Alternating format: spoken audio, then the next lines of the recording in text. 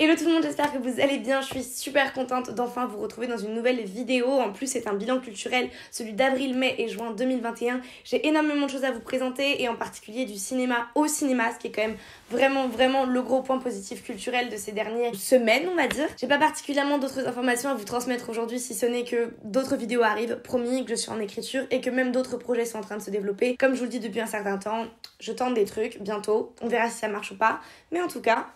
Here we go. Je vous propose donc qu'on commence tout de suite avec la lecture. Alors en toute sincérité, avec mon mémoire, j'étais tellement plongée dans des lectures de sociaux et plutôt de cultural studies ou ce genre de trucs que en fait j'ai lu 0 roman, à part un seul qui est Le meurtre de Roger Ackroyd de Agatha Christie. C'est encore une fois une enquête d'Hercule Poirot. Pour vous lire le résumé comme ça, vous êtes au moins clair sur ce que ça raconte sans faire de spoil. Un soir dans sa propriété de Fenley Park, l'industriel Roger Ackroyd se confie à son ami le docteur Shepard. La veuve qu'il envisageait d'épouser s'est suicidée pour échapper à un chantage. Dans une ultime lettre, elle lui révèle le nom de celui qui détient un terrible secret. Un an plus tôt, elle a assassiné son mari. Peu après avoir livré ses confidences, Roger Ackroyd est à son tour retrouvé mort, poignardé, et la fameuse lettre a disparu. C'est un excellent roman policier, sûrement une des meilleures histoires de Agatha Christie et d'Hercule Poirot à mes yeux. Les ficelles sont extrêmement bien tenues, la pièce se déroule puisque c'est vraiment théâtral dans l'écriture je trouve, avec assez de brio pour que jusqu'à la dernière ligne on soit quand même assez estomaqué. Le retournement de situation est juste délicieux. Je pense que vous avez commencé à comprendre, j'adore lire les enquêtes d'Agatha Christie, vraiment c'est genre mon péché mignon littéraire. C'est encore les livres qu'aujourd'hui j'arrive à lire avec mon taux d'attention proche de 0 en presque une soirée seulement, ce qui est quand même extraordinaire à mes yeux. Comme d'habitude avec Agatha Christie, il y a quand même pas mal d'éléments un peu genre datés et t'es en mode... Ouais, ça pue le 20e siècle un peu rance, anglais. Ça s'appelle la littérature, ça s'appelle l'histoire. Donc une fois qu'on a conscience de ça, on peut profiter de l'histoire dans toute son écriture et de tous ses bons enjeux dramatiques. Et puis j'ai aussi lu un roman graphique récemment. J'ai lu À corps et à cri, qui est le roman graphique de Eve Cambreling. Je prononcerai comme ça, mais Eve, si je prononce mal ton nom de famille, dis-le-moi. Qui est plus connue sous le pseudo de About Evie sur Instagram. Eve, elle fait de l'illustration de vulgarisation féministe, mais aussi juste des illustrations liées à l'empowerment féminin ou à la sororité. Elle fait pas mal de petites BD en carrousel qui sont assez éducative et instructive. Dans ce premier roman graphique, le grand thème qui est questionné par Eve, c'est la question du corps des femmes et de leur rapport à la société. Comment ils sont normés, utilisés et également jugés. C'est un roman graphique que j'ai trouvé très simple d'accès, très abordable. Eve ne l'a pas écrit pour les plus jeunes, il s'adresse à tout le monde. Mais moi je trouve que c'est quand même plutôt un roman graphique qui s'adresse à des gens qui sont pas forcément très familiers avec le féminisme ou qui ont pas beaucoup de notions, parce que moi je parle en toute transparence, j'ai 21 ans, j'ai un corpus féministe, j'ai rien appris dans le roman de Eve de foncièrement nouveau. Par contre je trouve que pour quelqu'un de plus jeune ou de moins sensibilisé, c'est vraiment très accessible avec des sources intéressantes, une petite bibliographie à la fin qui est plutôt pertinente et accessible. Et je vous le précise ici, j'ai pas payé cette BD, elle m'a été très gentiment envoyée par Eve. Mais évidemment ça ne biaise pas du tout mon avis, vous vous en doutez. Vous vous en doutez, qui dit mémoire, d'ailleurs que j'ai rendu, Dieu merci, Dieu est grand. J'ai trop hâte de vous présenter les vidéos que je vais en tirer parce que vraiment il y a des choses intéressantes et j'ai trop hâte. Je pense qu'on va pouvoir avoir une série de vidéos vachement riche et chouette, donc j'ai hâte. Néanmoins du coup dans cette perspective de mémoire, vous vous doutez que j'ai continué à lire beaucoup de choses. Je vais vous citer plusieurs ouvrages pêle-mêle. C'est de la théorie, c'est de la socio. J'ai pas tout lu en entier de A à Z. J'ai pioché ce que j'avais à y piocher. La première chose que j'ai lu, alors j'avais commencé à le lire plus tôt vers le début de l'année, puis je l'ai repris vers la fin de mon mémoire parce que j'avais besoin de certaines notions. C'est Outsiders, qui est donc un ouvrage de Howard S. Becker, dans lequel le sociologue analyse la notion de marge et de déviance. La question principale qui est posée dans cet ouvrage, c'est par qui et comment sont construits la marge, mais aussi les marginaux. Qui sont les entrepreneurs de morale qui forgent la norme? Comment on en sort? Pourquoi est-ce que la norme est socialement, historiquement, géographiquement normée et finalement qu'elle n'est pas un attribut fixe et essentiel mais quelque chose de construit. Howard S. Becker, il analyse particulièrement à travers l'exemple des fumeurs de marijuana et des joueurs de jazz, mais c'est finalement une théorie qui s'applique à aujourd'hui toutes les notions de normes, de déviance et d'anormalité. Et comme mon mémoire portait sur les sous-cultures en particulier, c'était très intéressant pour moi d'avoir ces ressources. Il est assez gros, assez épais, franchement c'est vraiment pas, enfin en tout cas pour moi, un essai que j'aurais lu de A à Z, mais je l'ai trouvé très pertinent dans l'usage que j'en ai eu pour travailler les notions. Si vous êtes intéressé par ces notions de marge, de marginaux, de qui construit la norme et comment, c'est vraiment un ouvrage assez essentiel, donc je vous le recommanderais. Ensuite j'ai lu dans une perspective plutôt cette fois-ci d'aller rééclairer avec une lecture plus simple des notions que j'avais déjà envisagées dans des lectures plus complexes pour mon mémoire. C'est pour ça que j'ai lu Le sexisme, une affaire d'homme de Valérie Rey-Robert, qui est pour moi un ouvrage qui traite de la masculinité de façon extrêmement simple, extrêmement accessible. C'est un ouvrage qui reprend en citation et note de bas de page 80% de ce que moi j'ai lu ou abordé dans mon mémoire. La question principale qui est posée par Valérie Rey-Robert, c'est comment est-ce qu'on peut questionner le patriarcat et le genre, non pas à travers les personnes sexuées, donc celles qui sont renvoyées à la notion de leur propre genre, donc majoritairement les femmes et les personnes féminines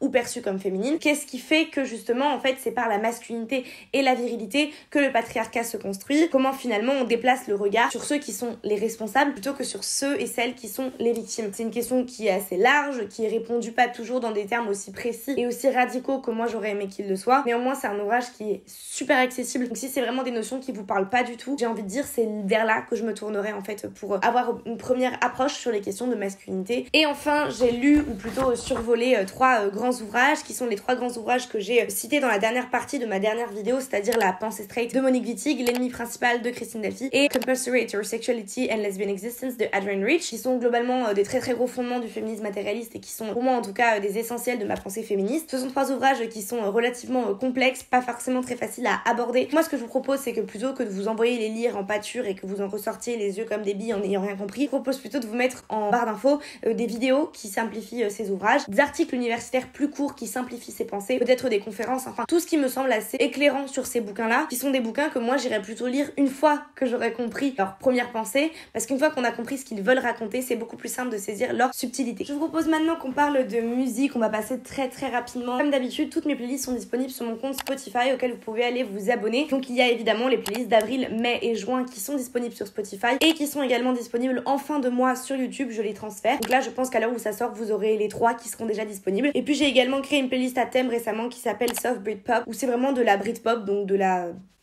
Britpop, et je crois qu'elle est déjà disponible également sur YouTube, donc voilà, que vous ayez Spotify ou YouTube, les deux sont dispo. Maintenant on va parler de chaînes YouTube. Alors trois choses dont j'ai envie de vous... Enfin trois choses, ce sont littéralement des personnes, ce sont littéralement des femmes, Clara. Trois chaînes dont je voulais vous parler pour les mois derniers. La première c'est évidemment la chaîne de Philomène qui s'appelle Amocide. Philomène à la base elle fait du contenu sur TikTok, du contenu de vulgarisation féministe, mais plus généralement de plein de choses qui concernent plutôt les enjeux sociaux et nos vies quotidiennes un peu, mais avec une perspective assez enrichie et well read and well spoken. Elle s'est lancée sur YouTube il y a pas si longtemps que ça, elle a sorti plusieurs vidéos que je trouve extrêmement pertinentes, d'une très grande intelligence. Franchement, j'aurais aimé avoir ce cerveau à 18 ans, mais non. Désolée Clara, tu ne l'avais absolument pas. The vidéo pour moi, en tout cas celle que j'ai préférée à mes yeux, c'est celle qu'elle a réalisée sur justement l'époque des podcasts sur YouTube, tout ce genre de vidéos qui a été vraiment l'apogée et the contenu sur YouTube pendant un temps et qui a complètement perdu intérêt et existence au profit de d'autres types de vidéos. Elle se demande comment on a construit ce type de vidéo et pourquoi ça a connu un si grand déclin. Et en plus, madame ne se refuse rien puisqu'elle a eu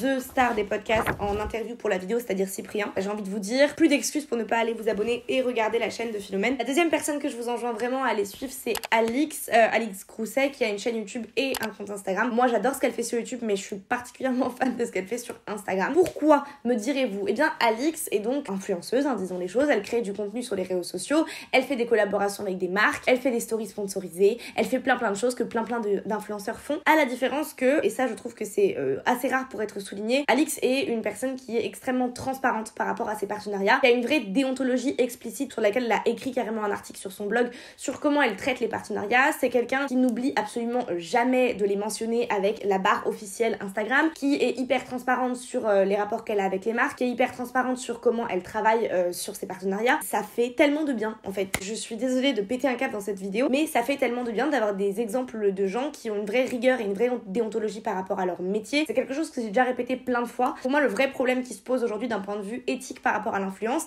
c'est que pendant extrêmement longtemps, les influenceurs, les youtubeurs et les créateurs de contenu sur internet se sont battus pour que leur métier soit reconnu comme un vrai métier, puisque pendant très longtemps, on considérait la création de contenu comme une simple activité d'ado, alors que pour beaucoup, c'était déjà devenu un métier très rentable. Et à partir du moment où ça a été considéré comme un métier, et avec cela, toutes les règles littéralement juridiques qui vont avec, toutes les obligations légales qui les accompagnent, c'est-à-dire être extrêmement transparent sur les partenariats, utiliser les outils qui sont proposés par les plateformes de création de contenu pour marquer une communication rémunérée. Maintenant que du coup il faut les respecter, énormément d'influenceurs et de youtubeurs disent « Oh mais oui, mais on est des humains comme tout le monde, on peut oublier, on peut machin, on peut truc. » Non. En fait, c'est comme si demain un restaurateur, il ne se lavait jamais les mains avant de vous faire à manger, ou il vous précisait pas sur sa carte que c'était du 100% surgelé. Vous étiez complètement choqué et vraiment très déçu de son attitude et qui vous disait « Oh mais on est des humains, on a tous droit à l'erreur. » Non, ça ne marche pas comme ça. Votre métier est un vrai métier. Ayez le respect de la déontologie et des règles qui vont avec. Et tout ça pour dire que pour moi, Alix est est un excellent exemple de comment est-ce qu'on peut être un influenceur, faire de l'argent, être tout à fait dans un rapport monétaire et de profit par rapport à la création de contenu, et en même temps être super transparente, être hyper claire, et que ça ne gâche pas du tout. Bien au contraire, la confiance qui est entretenue entre le créateur de contenu et l'abonné ou le public. Avant tout, pour moi, quand on cache un partenariat, c'est à l'abonné qu'on manque de respect avant n'importe quoi d'autre. Merci pour ce petit aparté un peu enlevé. Je me suis emportée pendant littéralement 5 minutes et j'ai oublié de vous dire en fait le fond du propos qui était pourquoi est-ce que si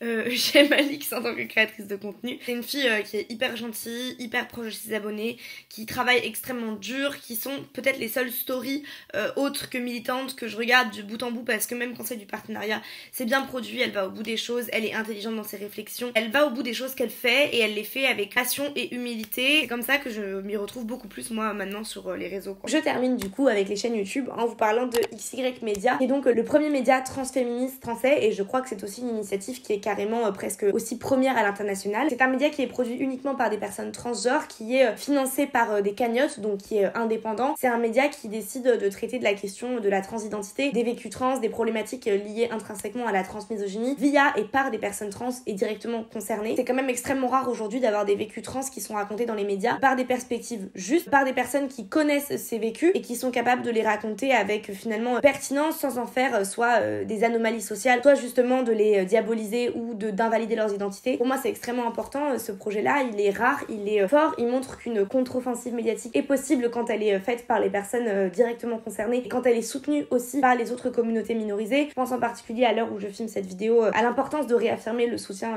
des LG et de tout le reste de la communauté aux personnes trans. Il y a vraiment un problème de transmisogynie et de transphobie assez fort chez certaines personnes, y compris dans la communauté LGBT, enfin du coup pas T, mais vous avez compris. Pour moi, c'est extrêmement important qu'on réaffirme notre soutien et notre sororité, même si ce mot n'est pas forcément toujours pertinent justement avec les femmes trans dans notre féminisme. On va passer aux séries maintenant. Alors vous vous en doutez, comme d'habitude, j'ai une liste comme ça. Je vais surtout essayer d'approfondir les choses les plus intéressantes et de survoler plus rapidement évidemment les choses moins intéressantes, ou en tout cas qui m'ont semblé moins impactantes. La première chose que j'ai regardée, c'est la mini-série de Falcon and the Winter Soldier sur Disney+. Je me permets juste de corriger ce que j'avais dit dans mon dernier bilan culturel. WandaVision n'est pas la première série Marvel, mais c'est la première série exclusive Disney+ Marvel. Du coup, The Falcon and the Winter Soldier, c'est donc la seconde série exclusive Marvel Disney+. C'est une série qui, vous vous en doutez, suit les trajectoires de Falcon, donc qui est joué par Anthony Mackie, et du Winter Soldier, donc Bucky Barnes, qui est joué par Sebastian Stan. Dans la chronologie du MCU, la série se place juste après Endgame, donc vraiment c'est la continuité parfaite de la dernière scène de Endgame, que je vais pas vous spoiler parce que je suis quand même hyper sympa. Pour la faire extrêmement rapide, on est dans un monde post-Endgame, vous vous doutez avec le nom du film que c'est pas forcément la joie, et on a ces deux personnages-là qui sont liés par un ami commun qui est Captain America, et la question est donc qui mérite les valeurs de Captain America, comment on reconstruit le monde après la tragédie de Endgame, blablabla. Moi j'ai vraiment pas aimé, c'était mal joué, c'était mal écrit, un budget de taré pour 3 pauvres scènes mais à peine impactantes, 6 épisodes je crois, pour rien raconter. Par rapport à WandaVision en plus, qui explore justement le format de la série, qui en fait quelque chose, qui essaye d'être un peu méta et intelligent et bien écrit et profond, et que ça ouvre vraiment des potentialités pour la suite du MCU. Falcon and the Winter Soldier, c'est absolument pas ça, c'est blank, je la recommande pas du tout, genre vraiment en ce moment je suis en train de regarder Loki, du coup j'en parlerai la prochaine fois, mais je trouve que sur ces concepts de séries exclusives Disney+, le format 1 heure, ça ne leur va pas du tout. Ils arrivent pas du tout à le gérer, ils arrivent pas du tout à doser la tension, à doser les enjeux dramatiques épisode après épisode, alors que justement les épisodes courts de WandaVision sur 9 épisodes de 30 minutes fonctionnaient beaucoup mieux, le rythme était beaucoup mieux tenu et réussi, et c'était vachement mieux. Peut-être que c'est le format, le problème, je ne sais pas.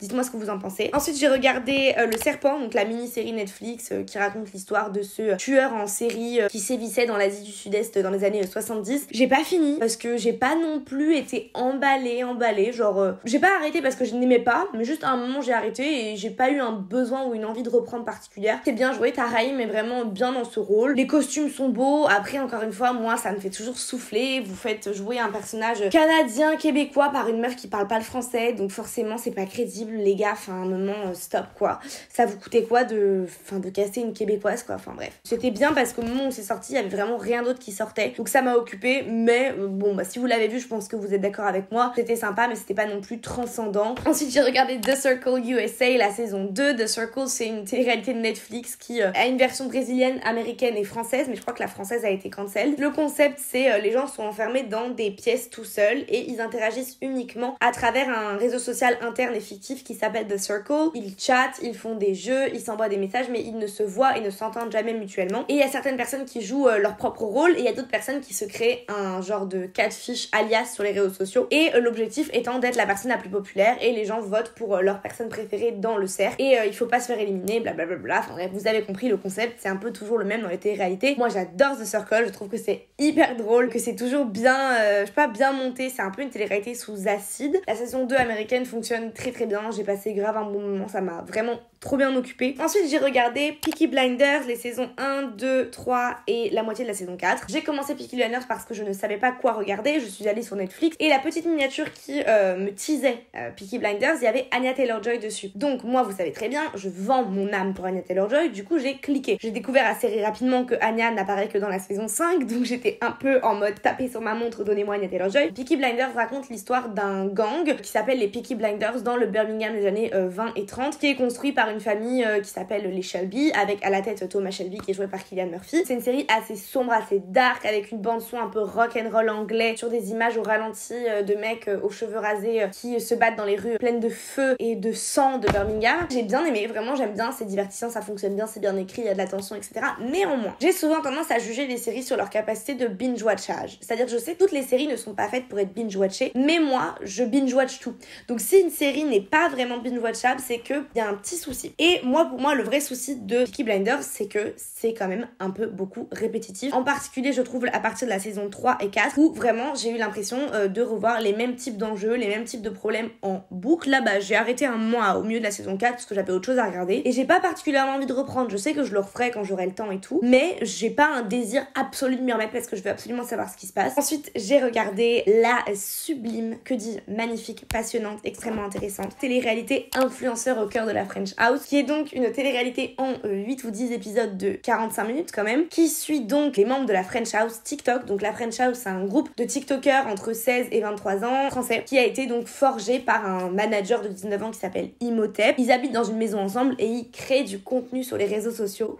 Ils ont eu droit à leur télé-réalité produite par C8. Je vais pas particulièrement m'étendre là-dessus, vous vous en doutez, j'ai pas particulièrement aimé, mais d'un point de vue critique et analytique, il y a plein de choses à dire. Et si vous avez envie d'entendre ces choses-là, on a fait 2 lives avec Vincent sur Twitch. Le premier, on a réagi au premier épisode en direct, et le deuxième, on a fait un récap complet de notre watching. Ces 2 lives, ça doit faire à peu près 5 heures en tout, vous donne donc beaucoup plus d'infos que je le ferai là en 30 secondes dans un bilan culturel. Tout ce que je peux dire, c'est que c'est assez révélateur, d'abord, d'une incapacité en fait à traduire l'esprit des réseaux sociaux et l'identité des réseaux sociaux à la télévision, parce que clairement pendant les 10 heures presque d'épisode, à aucun moment on retrouve l'identité ou l'énergie de TikTok, qui est quand même leur premier média et leur premier médium de partage. Et la seconde chose quand même que j'ai envie de remarquer, c'est que c'est quand même le traducteur, cette télé-réalité, de tout ce qui ne va pas en fait sur la production de contenu sur les réseaux sociaux, de tous les dangers auxquels sont exposés les jeunes créateurs et aussi le contenu auquel ils exposent leurs jeunes abonnés. Et la dernière chose que ça révèle quand même enfin, c'est ce que ça veut dire en fait créer du contenu sur les réseaux sociaux, et c'est quoi le contenu en question, parce que beaucoup de gens se réunissent derrière l'étiquette création de contenu, mais ça va de choses qui sont des reportages de 2 heures ultra fouillés jusqu'à justement des TikTok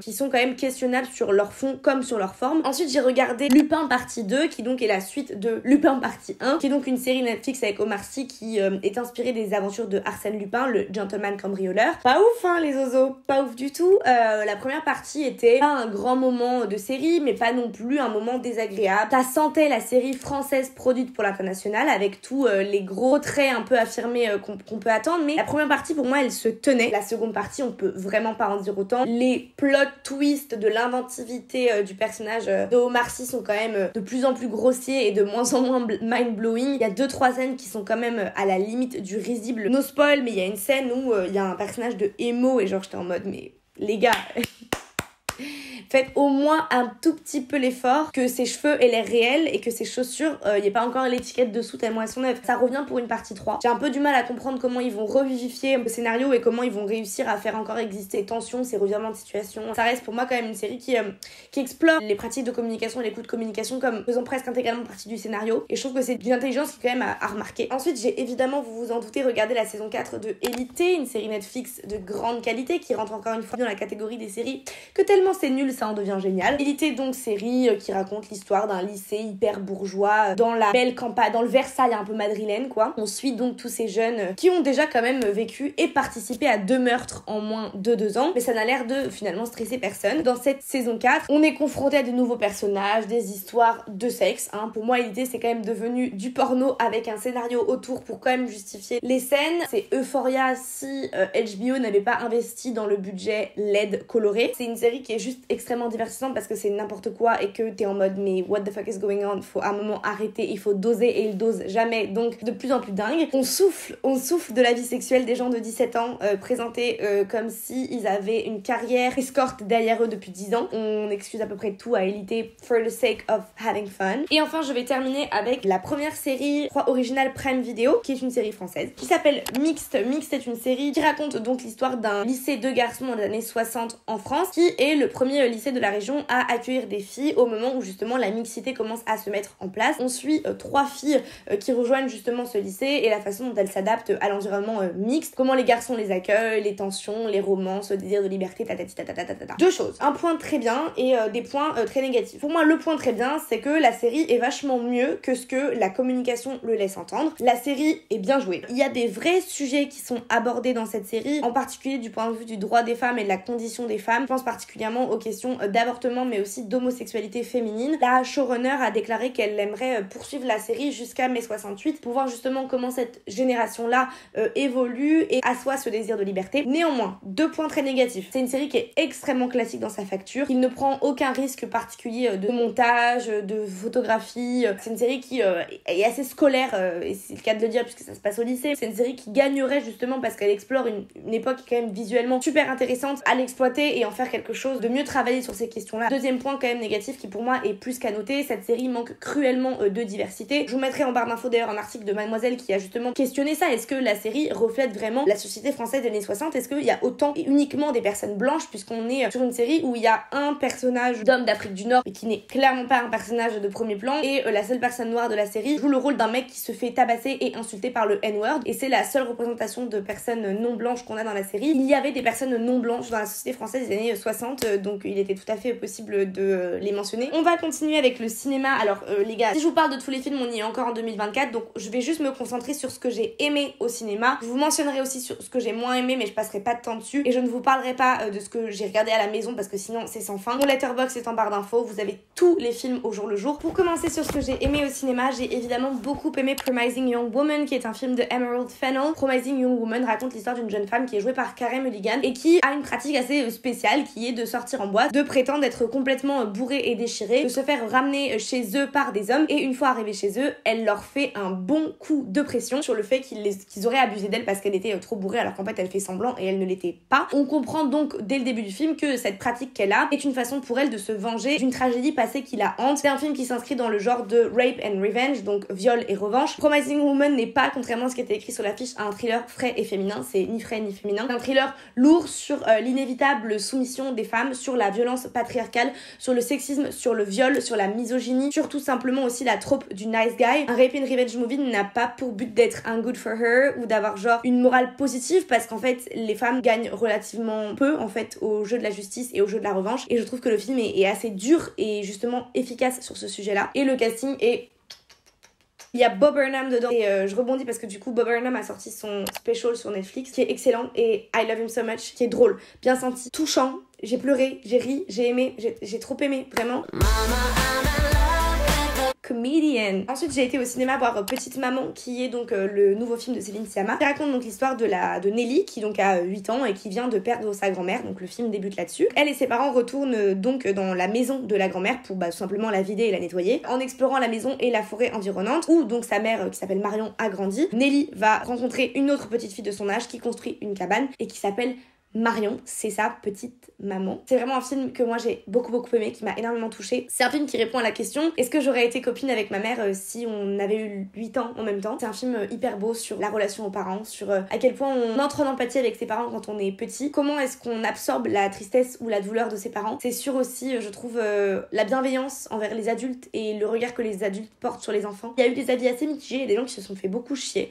Moi je trouvais qu'au contraire c'était d'une grande poésie. C'est un film court qui qui charrie avec lui beaucoup d'émotions assez subtiles et moi j'ai adoré. Donc merci Céline for the work again. J'ai aussi été voir Nomadland de Chloé Zhao, qui est donc le film qui a remporté l'Oscar du meilleur film. C'est un film qui raconte l'histoire de Fern, qui est donc une femme d'une soixantaine d'années, qui embarque pour un voyage en van à travers les USA après avoir tout perdu durant la crise économique de 2008. On est sur une femme qui est veuve, qui est obligée d'enchaîner les boulots saisonniers chez Amazon et qui décide d'adopter un mode de vie assez libre où en fait elle se déplace dans les États-Unis et elle prend des jobs à certains endroits pour vivre d'endroit en endroit et tourner. C'est un film sur la liberté, sur l'indépendance, sur l'identité aussi, la quête de soi. C'est un film qui filme une femme pas jeune et ça je trouve que c'est toujours beau en fait de voir comment une caméra filme une femme qui n'est pas une bombshell, qui filme une femme seule, qui n'a pas besoin d'avoir un personnage masculin pour la mettre en avant. C'est un film extrêmement beau visuellement, enfin en tout cas moi j'ai beaucoup aimé. Encore une fois des avis assez mitigés, mon frère s'est fait chier à la mort, moi j'ai adoré. Je pense que c'est le genre de film où il faut aller le voir, il faut le voir de ses propres yeux et il faut se laisser porter. Ensuite j'ai été voir La Nuée de Juste Philippot, film de genre français que j'ai vraiment beaucoup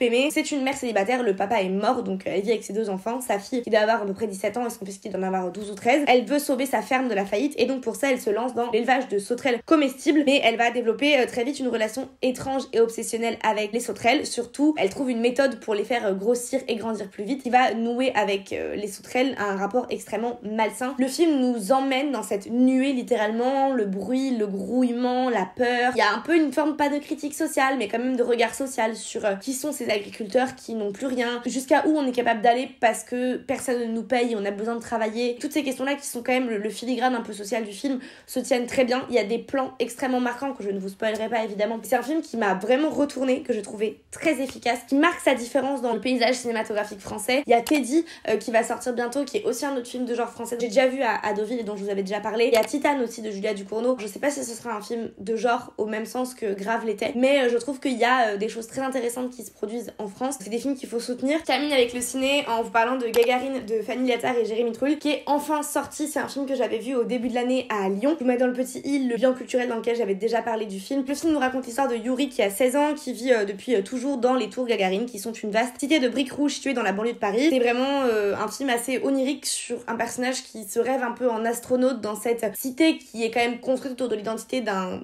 spationaute russe. Il se retrouve dans une situation où la cité est trop délabrée et doit être détruite. Lui va tout simplement se mettre en position de résistance par rapport à ça, avec donc ses amis qui s'appellent Diana et Oussam, mais aussi avec d'autres membres de la cité. C'est un film absolument sublime. C'est un film extrêmement bien joué, extrêmement bien monté, extrêmement bien filmé. C'est un film qui a une photographie absolument sublime, qui est onirique, qui est poétique. C'est rare d'avoir des expériences de cinéma comme ça et je vous enjoins plus que chaleureusement à aller voir le film au cinéma parce que c'est une expérience qui a été faite pour le cinéma. Je veux que ça continue comme vous l'avez fait l'été dernier. Quand vous allez voir des films que je vous ai recommandés, dites-le moi, envoyez-moi un DM sur Insta. Ça me fait toujours trop plaisir de savoir qu'on partage des expériences de ciné même à distance. Après j'ai été au cinéma voir des choses que j'ai moins aimées. J'ai vu Des Hommes de Lucas Bellevaux. J'ai écrit sur Letterboxd une critique assez complète donc je vous renvoie à celle-là. J'ai vu 5e set de Quentin Reynaud, un film sur le tennis. C'est un film qui, comme je l'ai expliqué, je crois que j'ai écrit une petite critique aussi sur Letterboxd, ne sait pas trop ce qu'il veut raconter et donc nous-mêmes en fait en tant que spectateurs on sait pas trop ce qu'on est venu voir. J'ai vu Médecin de nuit de Elie Wajman, en fait que j'ai bien aimé. J'ai bien aimé parce que je m'attendais à rien donc j'étais pas déçue, mais pour moi c'est un film qui a des faiblesses et qui est pas non plus autant à voir que ça, mais c'est un film qui fonctionne, qui a un propos dans lequel on se laisse entraîner. On y allait vraiment par pure curiosité et on n'a pas passé un mauvais moment donc voilà. J'ai également vu Le Discours de Laurent Tirard que je trouvais moyen. Je trouvais que Benjamin Laverne était excellent parce que c'est un acteur excellent que j'aime de tout mon cœur, mais que sinon il y a quelques intelligents plans dans le montage, dans l'écriture. On utilise beaucoup le fait de briser le 4e mur, un peu à la Fleabag, mais je trouve que cet usage n'est pas toujours justifié ou en tout cas on comprend pas toujours en tant que spectateur qu'est-ce qui sert le propos dans cet usage là qui est très fort dans le film et je trouve que c'est un peu une limite que je poserais. Et donc je vous propose de terminer ce bilan culturel sur les podcasts. J'en ai 2 à vous mentionner. Le premier c'est un podcast qui s'appelle Soviet Sex, qui est un podcast très sourcé qui explore les politiques de santé, de sexualité et les questions du genre dans l'URSS, donc dans les différentes républiques soviétiques pendant les 75 ans de l'existence de ces états. Vous le savez ou peut-être pas d'ailleurs, j'ai une forme d'obsession historique sur cette période, sur tout ce qui est guerre froide, république soviétique, etc. Donc là c'était vraiment genre niche audience, le genre, la sexualité, l'URSS. C'est super méga intéressant, j'ai adoré. Ça parle comment on avortait en URSS, ça parle de comment on accouchait, ça parle de comment on divorçait. Vraiment c'est excellent et j'ai super hâte qu'il y ait de nouveaux épisodes qui sortent parce que c'est vraiment un très bon podcast avec un sujet un peu de niche mais que moi personnellement j'adore. Et pour continuer dans la lancée un peu ambiance KGB, j'ai écouté Projet Orlov. C'est une série d'espionnage au cœur des services secrets français des années 80, très URSS, guerre froide, bloc de l'Ouest, bloc de l'Est related. C'est de la fiction, c'est vachement bien, ça s'écoute assez rapidement. Moi j'aime bien écouter aussi de la fiction en podcast parce que ça permet de faire autre chose et c'est très chouette. Voilà pour mon bilan culturel d'avril, mai, juin 2021. J'espère qu'il vous a plu, j'espère que vous avez découvert des trucs, que vous avez eu envie de vous pencher sur certaines choses, que j'ai pu vous donner envie d'aller au cinéma surtout parce que c'est super important d'y aller. Moi je suis preneuse comme d'habitude de toutes vos recommandations, de tous vos retours. J'espère que vous avez passé un bon moment avec moi. Moi en tout cas comme d'habitude c'était un immense plaisir et ce sera un plaisir évidemment de vous retrouver sur les autres réseaux sociaux en attendant que je revienne sur YouTube. J'espère revenir assez rapidement mais comme d'habitude je vous promets rien. Quand j'ai de quoi filmer et des choses à vous raconter, je reviens. Je vous souhaite une très bonne journée. Je vous enjoins évidemment à partager cette vidéo si elle vous a fait kiffer et je vous dis à très vite. Ciao.